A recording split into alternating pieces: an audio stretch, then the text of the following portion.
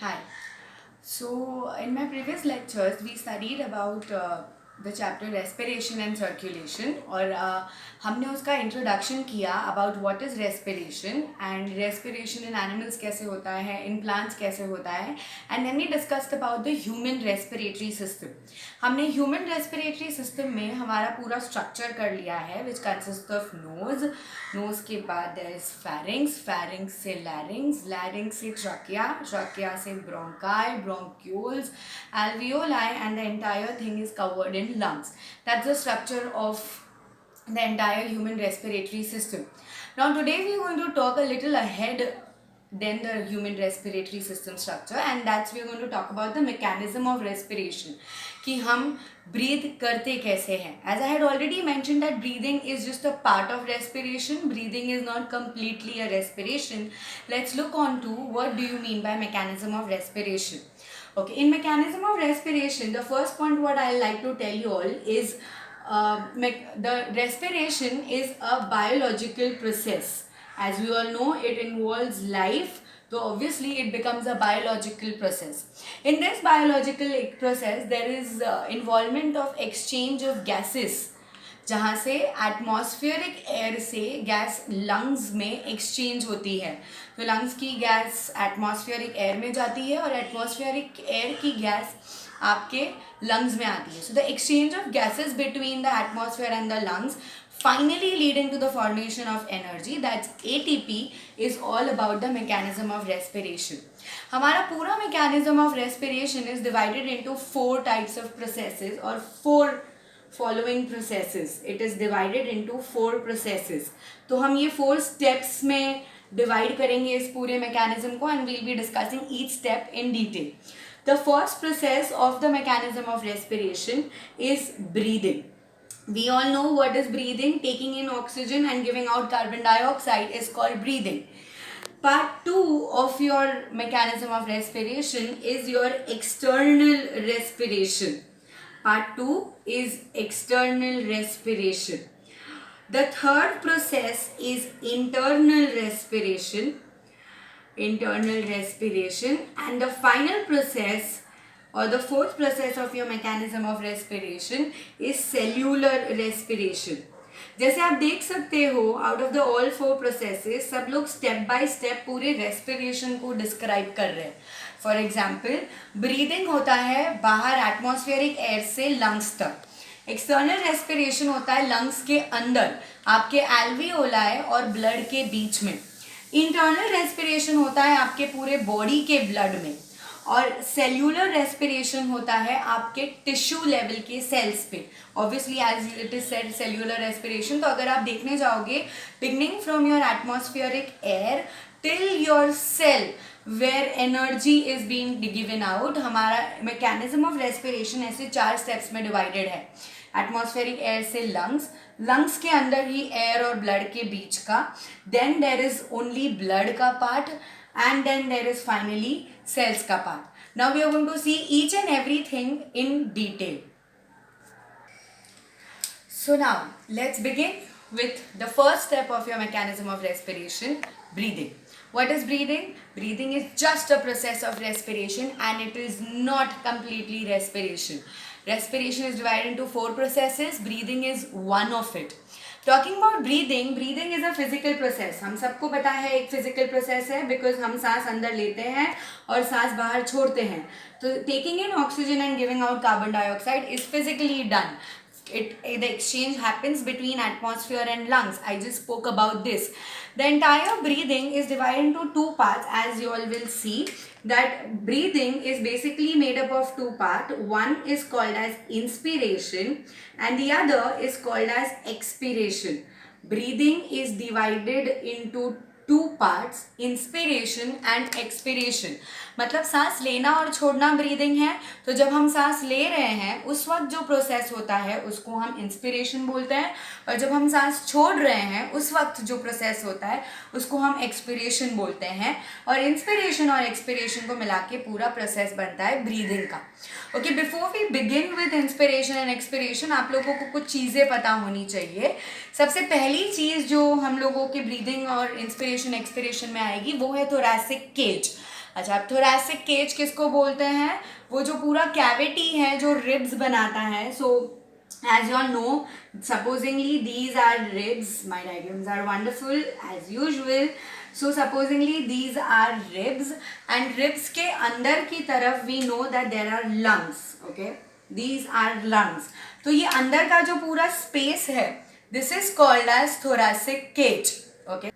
Okay, so ये जो बाहर की तरफ है ये हमारा रिब केज है, और ये ब्लू कलर का अंदर जो दिख रहा है वो हमारा लंग्स है. सो आई रिपीट अगेन, ये पूरा हमारा बनता है थोरैसिक केज या फिर रिब केज, और ये अंदर का पार्ट बनता है हमारा lungs. So we have ribs और thoracic cage, we have lungs. The inside cavity is called as thorax और thoracic cavity.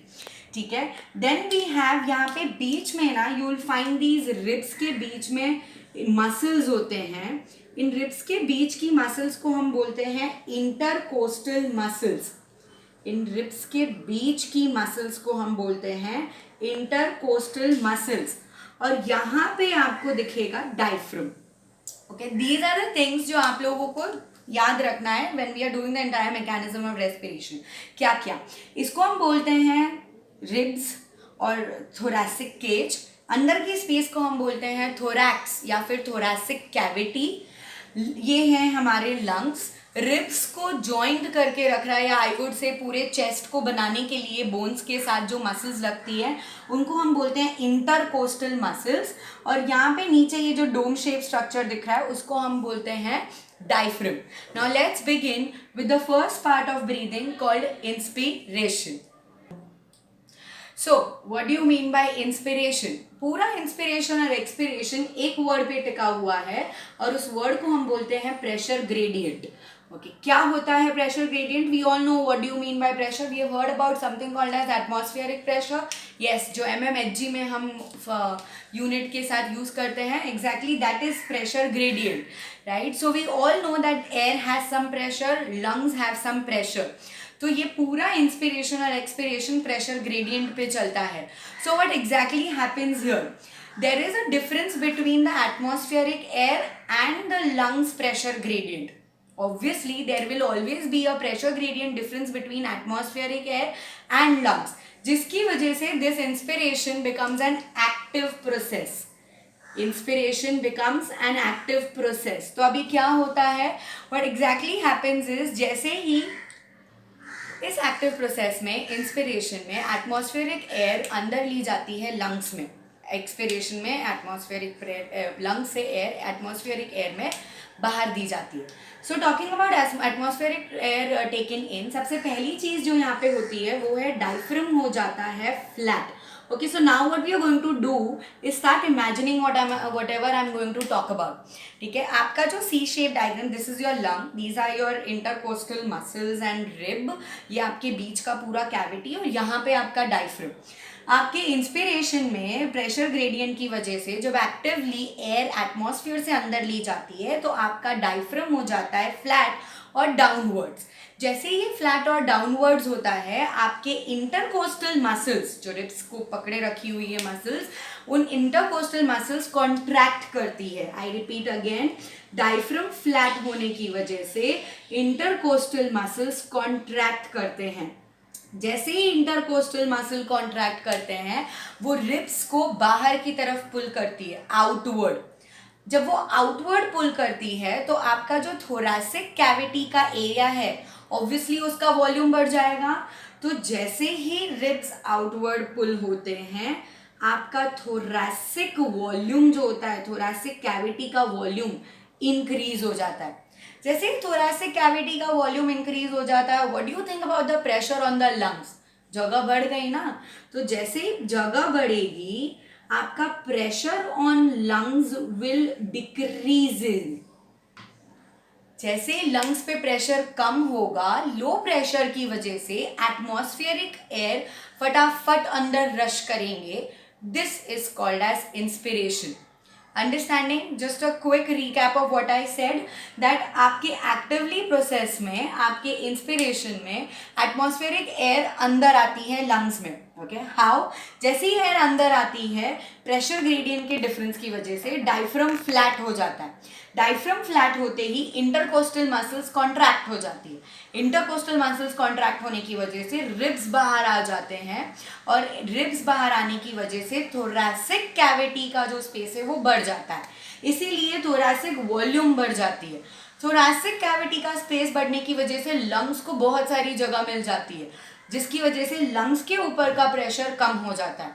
Due to decrease in pressure on the lungs and increase in pressure in the atmospheric air, all the air rushes inside to equalize the balance between the pressure of your lungs and your atmospheric air. One last thing I need to tell you about this is यहाँ पे जो intercostal muscles use हो रही है inspiration में, वो है external intercostal muscles. Intercostal muscles दो टाइप्स की होती हैं, इंटरनल और एक्सटर्नल. उधर ही होती है, जो अंदर की तरफ होती है उसको इंटरनल बोलते हैं, जो बाहर की तरफ होती है उनको एक्सटर्नल बोलते हैं.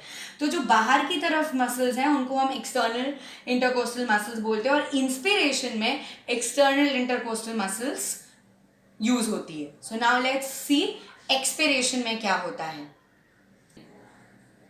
Okay, so now will see कि एक्सपिरेशन में क्या होता है. As I had already said, expiration में वी ब्रीद आउट, राइट. तो एक्सपिरेशन में आपके थोरैक्स कॉन्ट्रैक्ट होते हैं. अच्छा, थोरैक्स क्या है गाइस?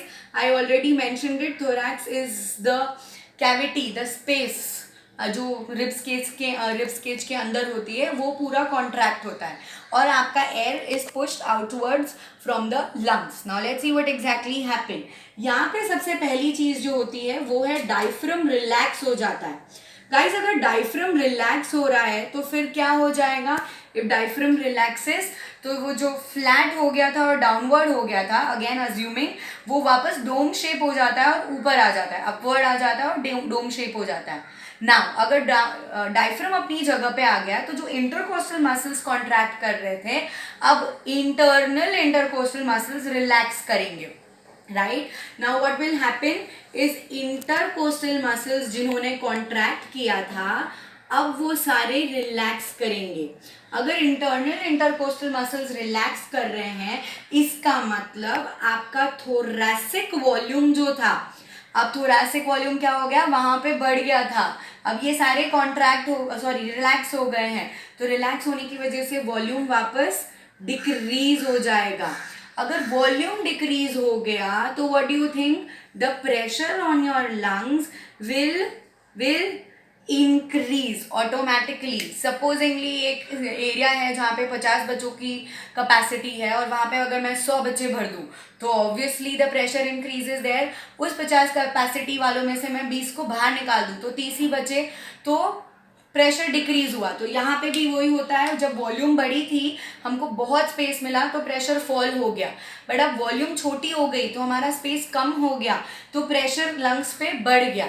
लंग्स पे प्रेशर बढ़ जाने की वजह से इनसाइड एटमॉस्फेरिक प्रेशर को कंपेयर करें तो इनसाइड का प्रेशर हाई होता है और बाहर लो हो जाता है. इस कारण, और इस पे प्रेशर बढ़ जाने के कारण the entire air is being pushed out. Lung क्या करता है? एयर पुश आउट कर देता है. lungs pushes out all the air, and thus this leads to expiration and you breathe out. Let me tell you one more thing, that one inspiration and one expiration, एक inspiration और एक expiration होगा, तो this will lead to one breath और one breath.